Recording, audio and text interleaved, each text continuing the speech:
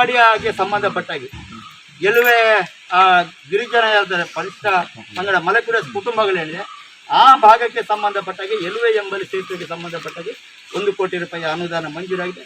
ಆ ಸೇತುವೆಯನ್ನು ಕೂಡ ಆದಷ್ಟು ಅಂದರೆ ಯಾಕೆ ಹೇಳ್ತಾರೆ ಅಂದರೆ, ಇವತ್ತು ಆ ರೀತಿಯ ಗ್ರಾಮೀಣ ಭಾಗದಲ್ಲಿರ್ತಕ್ಕಂಥ ಏನು ಪ್ರದೇಶಗಳಿದೆ, ಆ ಪ್ರದೇಶಗಳ ಆ ರೀತಿಯ ಒಂದು ಅಭಿವೃದ್ಧಿಯನ್ನು ಮಾಡಬೇಕಾದ್ರೆ ಎಲ್ಲೆಲ್ಲಿ ಯಾವ್ಯಾವ ರೀತಿಯ ಆದ್ಯತೆಯನ್ನು ಕೊಡಬೇಕು, ಆ ರೀತಿಯ ಆದ್ಯತೆಯನ್ನು ನಾವು ಕೊಡ್ಬೋದು.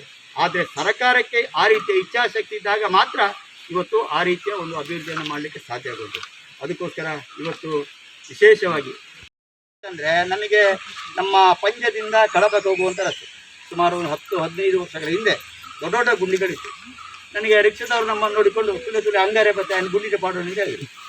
ನಾನು ಮಾತಾಡಲಿಲ್ಲ, ಯಾಕಂದರೆ ಒಬ್ಬ ಚುನಾಯಿತ ಪ್ರತಿನಿಧಿಯಾಗಿ ಜನ ಆಯ್ಕೆ ಮಾಡಿದ ನಂತರ ಏನೇನು ಸಮಸ್ಯೆಗಳಿದೆ ಆ ಸಮಸ್ಯೆಗಳಿಗೆ ನಾವು ಸ್ಪಂದಿಸುವಂಥ ಕೆಲಸವನ್ನು ಮಾಡಬೇಕು. ಆ ಸ್ಪಂದಿಸುವಂಥ ಕೆಲಸವನ್ನು ಮಾಡಬೇಕಾದ್ರೆ ಸರ್ಕಾರಕ್ಕೆ ಬೇಕಂತ ಅನುದಾನ ಕೊಡಬೇಕು. ಇಲ್ಲಾರೆ ನಾವು ಪತ್ರಿಕೆಯವರು ಬಂದು ಕೈ ದುಡ್ಡು ಹಾಕಲಿಕ್ಕೆ ಆಗೋಲ್ಲ, MLA ಬಂದು ಕೈಯಿಂದ ಹಾಕಲಿಕ್ಕೆ ದುಡ್ಡು ಆಗೋಲ್ಲ. ದುಡ್ಡು ಕೊಡೋದು ಯಾರು ಕೊಡಬೇಕು? ದುಡ್ಡು ಸರ್ಕಾರನೇ ಕೊಡಬೇಕು. ಹಾಗಿರುವಾಗ ಅಂಥ ಯಾವುದೇ ರೀತಿಯ ಆರೋಪಗಳು ಇರಲಿ, ಯಾವುದೇ ರೀತಿಯ ಟೀಕೆಗಳಿರಲಿ, ನಾನಂಥದನ್ನು ಸ್ವೀಕಾರ ಮಾಡ್ತೇನೆ. ಸ್ವೀಕಾರ ಮಾಡಿಕೊಂಡು ಸವಾಲಾಗಿ ಸ್ವೀಕಾರ ಮಾಡ್ತೇನೆ. ಅದಕ್ಕೆ ಏನೇನು ಪೂರಕವಾಗಿ ಅಭಿವೃದ್ಧಿ ಆಗಬೇಕು, ಅದಕ್ಕೆ ಯಾವ ರೀತಿಯ ಅನುದಾನವನ್ನು ತರಬೇಕು, ಅದು ಎಲ್ಲವನ್ನು ತರುವಂಥ ಕೆಲಸ ಮಾಡ್ತೇವೆ.